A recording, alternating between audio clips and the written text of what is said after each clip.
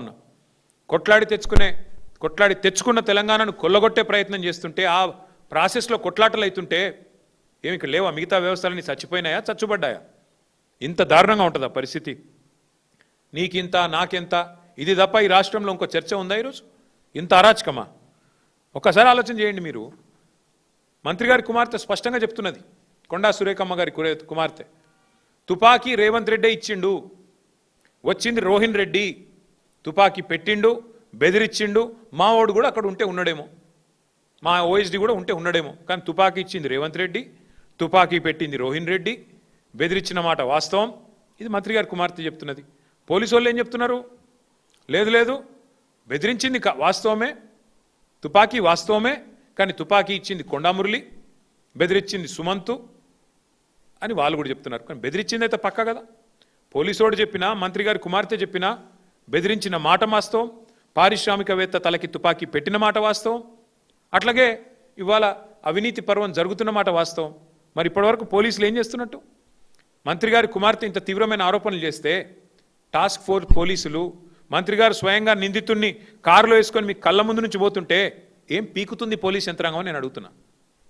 పెద్ద డైలాగులు కొట్టిండు కదా శివధర్ రెడ్డి రాగానే డీజీపీ, మాకు పింక్ బుక్ లేదు, రెడ్ బుక్ లేదు, కాకీ బుక్. ఎక్కడ పోయింది ఇప్పుడు నీ కాకీ బుక్? కాకెత్తుకపోయిందా? కాకీ బుక్ను కాకెత్తుకపోయిందా? ఎక్కడ పోయినాయి మీ పోలీసు యొక్క దమ్ములు, మీ పోలీసు యొక్క తెలివితేటలు, చాతుర్యాలు ఎక్కడ పోయినాయి? కాంగ్రెస్ కార్యకర్తల కంటే హీనంగా పనిచేస్తూ మా కార్యకర్తల మీద ఒక రీట్వీట్ పెడితేనేమో 20 రోజులు జైల్లో పెట్టిన పోలీసులు ఏం పీకుతున్నారు ఇప్పుడు నేను అడుగుతున్నా. సిగ్గుందా అసలు పోలీస్ యంత్రాంగానికి రాష్ట్రంలో? అధికారులు ఈ రకంగా తొత్తులుగా పనిచేస్తారా ముఖ్యమంత్రికి? శివధర్ రెడ్డి గారు, మీకు కొంత నిజాయితీ గల అధికారాన్ని పేరుంది, ప్రూవ్ చేసుకోండి, చేతనైతే ప్రూవ్ చేసుకోండి.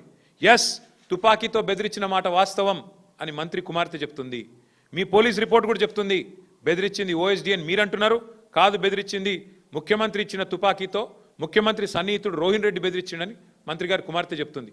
ఎస్, ఎంక్వైరీ చేయండి, ఎవరిని లోపలేస్తారా వేయండి, రోహిన్ రెడ్డిని వేస్తారా, సుమంత్ని వేస్తారా, ఎవరిని వేస్తారో వేయండి, పోలీసు యొక్క నిజాయితీని రుజువు చేసుకోండి. మీరు కూర్చొని వాటాలు పంచుకుంటే సరిపోతుందా? మీరు కూర్చొని సెటిల్మెంట్లు చేసుకొని ఈయనకు షాల్వా కప్పి ఆయనకు స్వీట్ తినిపించుకొని ఏదో దీపావళికి ఒకరింటికి ఒకటి పోయినట్టు ఇద్దరు కలిసి నిన్న మొన్ననేమో ఇష్టం వచ్చినట్టు తుపాకీతో బెదిరించి, మరి ఆ దీపావళి తుపాక నిజం తుపాక కూడా బయటికి రావాలి. ఎందుకంటే ఇంత దుర్మార్గంగా, ఇంత కిరాతకంగా ప్రభుత్వంలో ఉండే పెద్దలు వాటాల కోసం ఇంత దిగజారి రాజకీయాలు చేస్తూ ఇంకా ఎంత ఘోరం అండి నాకు అర్థం కాదు. అమ్మాయి మాట్లాడిన మాటలు. మంచి రేవులలో ఒక ఎండోమెంట్ ల్యాండ్ ఉంది, ఆ ల్యాండ్కు సంబంధించి ముఖ్యమంత్రి గారి తమ్ముడు మమ్మల్ని బెదిరిస్తున్నాడు ఓపెన్గా చెప్తుంది ఆమె. అసలు ఆయన గన్మెన్లు ఎందుకు? ఎండోమెంట్ భూమిలో ఒక ఫైల్ మీద మా అమ్మ సంతకం పెట్టింది, సంతకం పెట్టిన తర్వాత ముఖ్యమంత్రి గారు జపాన్లో ఉన్నాడు, ఫైల్ తెప్పించుకున్నాడు. నేను అడుగుతున్నా, మంత్రులుగా ప్రమాణం చేసినప్పుడు ఓత్ ఆఫ్ సీక్రసీ అని ఉంటుంది. మంత్రి ఏడ సంతకం పెట్టిండో కుటుంబ సభ్యులకు కాదు, ఎవరికి తెలియద్దు. మేమందరం పనిచేసిన వాళ్ళమే మంత్రులుగా. ఓత్ ఆఫ్ సీక్రసీ ఉంటుంది. ముఖ్యమంత్రి జపాన్లో ఉండి ఫైల్ తెప్పించుకున్నాడేంది, మంత్రి బిడ్డకు సంతకం పెట్టిన ముచ్చట తెలుసుడేంది? ఏం జరుగుతుంది రాష్ట్రంలో? సర్కసా లేకపోతే ఇంకేమన్నా? దీన్ని ఏమనాలి ఇంకా కాంగ్రెస్ గవర్నమెంట్? మేము ఇంత అరాచకమా? ఇంకొక మాట, ఈ జూబ్లీ హిల్స్ ఎలక్షన్స్ జరుగుతూనే ఉన్నాయి, వీళ్ళకి ఏమాత్రం సిగ్గు లేదు. ప్రజలు ఏమనుకుంటారో అన్న సోయి కూడా లేదు. ఇక్కడ ఇట్లా రౌడీ ముక్కలు ఇక్కడనేమో తుపాకులు పట్టుకొని వీళ్ళు తిరుగుతారు, పారిశ్రామికవేత్తలకు తుపాకులు పెడతారు, ఇంకో దిక్కేమో ఊరేగింపులు తీస్తున్నారు సిగ్గు లేకుండా, రౌడీలను గుండాలను వేసుకొని ఊరేగింపులు. ఇదేనా మీరు ఏం మెసేజ్ ఇద్దాం అనుకుంటున్నారు దేశానికి, రాష్ట్రానికి?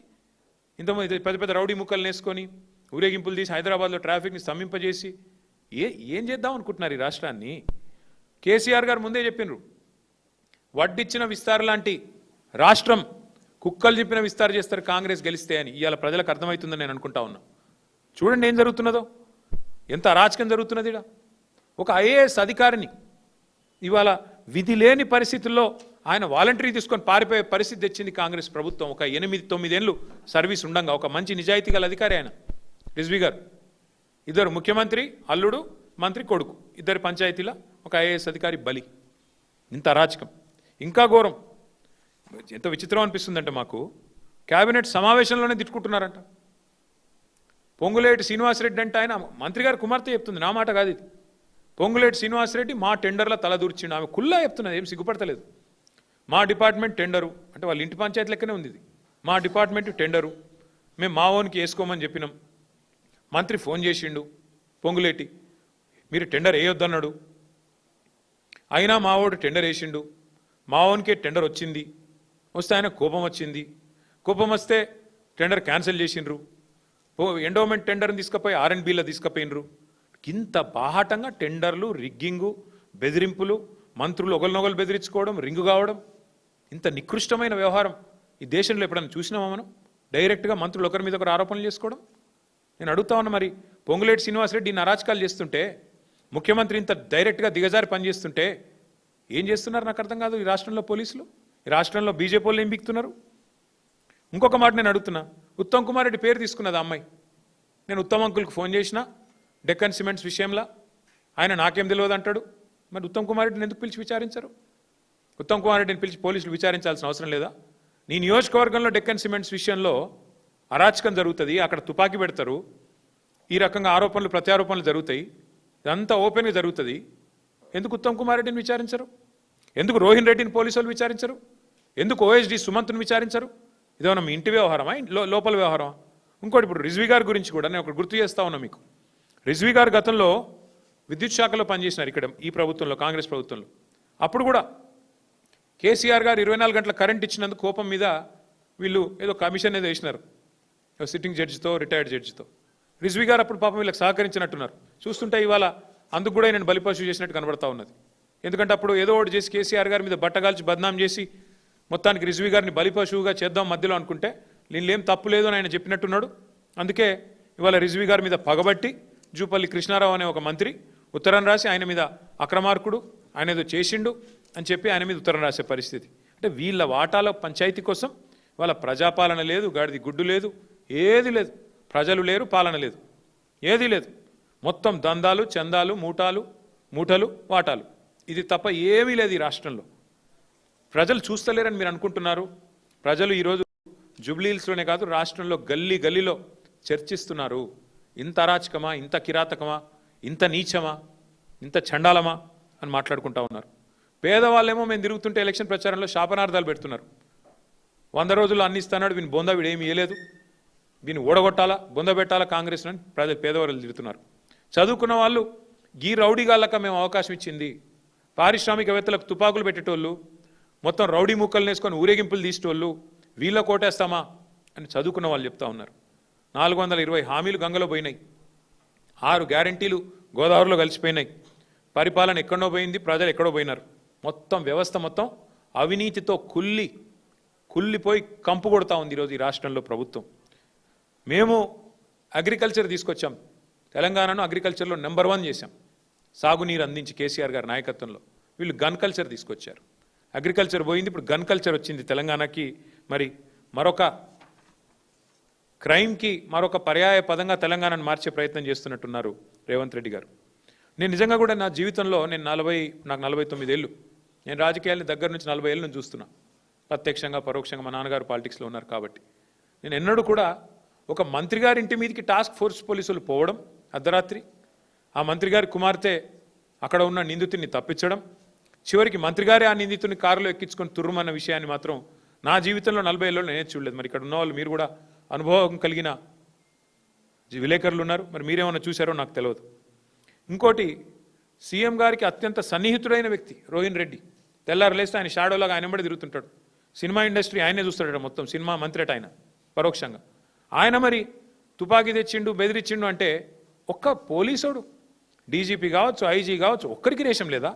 ఒక్కరికి కనీసం ఇది పట్టనట్టే ఉంటున్నారు. ఒక్కరికి కూడా కనీసం ఈ విషయంలో బాధ అనిపించట్లేదా? మేము మొత్తం పోలీస్ శాఖను అనట్లేదు, అందులో కూడా చాలామంది నిజాయితీ గల అధికారులు ఉన్నారు, మంచి వాళ్ళు ఉన్నారు. వాళ్ళకి నేను అప్పీల్ చేస్తూ ఉన్నా, వీళ్ళ అరాచకాలకు మీరు బలి కావద్దు. నేను మొత్తం ప్రభుత్వ అధికారులు అనట్లేదు, మొత్తం ఐఏఎస్లను ఐపీఎస్లు అనట్లేదు. 99% మంచోళ్ళే ఉన్నారు, 1-2% ఉంటారు. ఇవాళ వాళ్ళు ఎవరైతే ప్రభుత్వానికి ఈ దుర్మార్గానికి తాబేదారులుగా వ్యవహారం చేస్తున్నారో వాళ్ళని నేను అంటున్నా తప్ప అందరిని అనడం లేదు. ఇంకొక మాట కూడా నేను చెప్తా ఉన్నా, అసలు ఆ డెక్కన్ సిమెంట్స్ డైరెక్టర్ని ఇప్పటివరకు పిలిచి విచారించిండ్రా? స్టేట్మెంట్ రికార్డ్ చేసిండ్రా? నీ తలకు తుపాకీ ఎవడు పెట్టిండు? రోహిన్ రెడ్డి పెట్టిండా, OSD సుమంత్ పెట్టిండా? అడిగినరా? ఎందుకు అడుగుతలేరు? ఏమొచ్చింది మీకు అడ్డం? మంత్రి ఉత్తమ్ కుమార్ రెడ్డిని పిలిచిండ్రా? ఎవరిని పిలవలేదు. ఈ మొత్తం వివాదానికి కేంద్ర బిందువే ముఖ్యమంత్రి.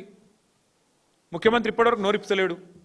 పలుకే బంగారం ఆయన అన్నట్టు మాట్లాడతలేడు. అంటే ఆయన మాట్లాడకపోతే ప్రజలు మర్చిపోతారు అనుకుంటుండే ఏందో మరి. మొత్తం ఆయన మీద ఆరోపణలు వస్తుంటే నిజంగా చెప్తున్నా, ఇంత అసమర్థ ముఖ్యమంత్రిని స్వయంగా మంత్రి గారి కుమార్తెనే నిన్ను పట్టుకొని తుపాకీ ఇచ్చినావు అన్నాక నీకేమైనా సిగ్గుంటే, నీకేమైనా ఇజ్జత్ ఉంటే, రేషం ఉంటే రెండిట్లో ఏదో ఒకటి చేయాలి. బయటకు వచ్చి చల్ నువ్వు మాట్లాడేది తప్పు అని చెప్పాలి, లేదా నువ్వు మాట్లాడిన తప్పు కాబట్టి నేను తీసిపారేస్తున్నాను మంత్రిని బర్తరఫ్ చేయాలి. ఇట్లాంటి పనికిమాలిన చెత్త ముఖ్యమంత్రి నా జీవితంలో చూడలేదు నేను. ఏది చేత కాదు, పరిపాలన చేత కాదు, సంక్షేమము చేత కాదు, మంత్రులను నియంత్రించే చేత కాదు, ప్రజలకు సంక్షేమ ఫలాలు అందించేది చేత కాదు. అందుకే నేను అనేది, ఈ సెటిల్మెంట్ల ముఖ్యమంత్రి, ఈ దావుద్ ఇబ్రాహీంకి కజిన్ బ్రదర్ లాంటి ముఖ్యమంత్రి ఎవడైతే ఉన్నాడో ఈయనను వదిలించుకుంటే తప్ప తెలంగాణకు పట్టిన శని, తెలంగాణకు పట్టిన దరిద్రం పోదు. తప్పకుండా నేను జూబ్లీహిల్స్ ప్రజలకు కూడా విజ్ఞప్తి చేస్తా ఉన్నా, రాష్ట్ర ప్రజలకు కూడా విజ్ఞప్తి చేస్తా ఉన్నా, ఈ అరాచకానికి అడ్డుకట్ట వేసే శక్తి మీకు మాత్రమే ఉంది ప్రజాస్వామ్యంలో. ఎస్, వీళ్ళ బరి తెగింపుకు, వీళ్ళ విశృంఖలత్వానికి, వీళ్ళ అవినీతి ఏదైతే ఇవాళ పతాక స్థాయికి చేరిందో దీన్ని తప్పకుండా అడ్డుకట్ట వేసే బాధ్యత ప్రజలే తీసుకోవాలి. మేము కొట్లాడతాం. బీజేపీ ఎట్లాగో అమ్ముడుపోయింది వీళ్ళకి. ముఖ్యంగా బీజేపీ కాంగ్రెస్ ఇవాళ జాయింట్ వెంచర్ గవర్నమెంట్ నడుపుతున్నాయి. ఇక్కడ అందరికీ తెలుసు అది. BJP Congress joint venture government నడుస్తుంది తెలంగాణలో. ఇది అక్షర సత్యం. నేను అడుగుతున్నా, బండి సంజయ్, అమిత్ షా ఎందుకు మాట్లాడతలేరండి? ఓపెన్గా ఇంత జరుగుతుంటే, ఐఏఎస్ అధికారులు రాజీనామాలు చేస్తుంటే, పారిశ్రామికవేత్తల తలకు తుపాకులు పెడుతుంటే, పోలీసు వాళ్ళను మంత్రులు తరిమి కొడుతుంటే ఇంటికి పోతే ఎందుకు మాట్లాడదు బీజేపీ? ఏం అడ్డం వస్తుంది మీ గొంతుకి? ఎందుకు మీ సిబిఐ లాంటి సంస్థలు ఎందుకు వస్తలేవు? సిబిఐకి జనరల్ కన్సెంట్ ఇచ్చిండ్రు కదా, రమ్మను, ఎంక్వైరీ చేయమనండి, సువమోటోగా తీసుకోమనండి. ఇవేవి కనబడవు. అందుకే నేను అంటున్నా, ఈ రాష్ట్రాన్ని కాపాడుకోవాలి అంటే ఇంకా బీజేపీ వల్ల కాదు, ఇంకెవడి వల్ల కాదు, కేవలం కేసీఆర్ గారి నాయకత్వాన్ని తిరిగి తెచ్చుకుంటే తప్ప ఈ విశృంఖల, ఈ దుర్మార్గ ముఠాలకు, ఈ అరాచక పర్వాలకు తెరదించాలి అంటే ప్రజల చేతుల్లో నా శక్తి ఉంది. ఇంకా చాలా సమాచారం వస్తుంది మాకు కూడా. అసలు పంచాయతీ మంచిరేవులలో 35 ఎకరాలకు పంచాయతీ అట్టది అసలు పంచాయతీ. ముఖ్యమంత్రి గారి తమ్ముడు 20 ఎకరాలు తీసుకున్నాడట, ముంగట 15 ఎకరాలు కొండా సురేఖ గారి ఫ్యామిలీ తీసుకున్నదట. మొత్తం నాకు కావాలంటే నాకు కావాలని ఇద్దరు కొట్లాడుకుంటున్నారు. అందులోకి ఎండోమెంట్ ల్యాండ్కి వెళ్ళి రోడీ అన్నట. దాని గురించి జపాన్కి వెళ్ళి ఆయన ఫోన్లు, వీళ్ళు ఇక్కడ లొల్లి రోడ్ల మీద. ఇక అట్లాంటి వ్యవహారం ఇవాళ రాష్ట్రంలో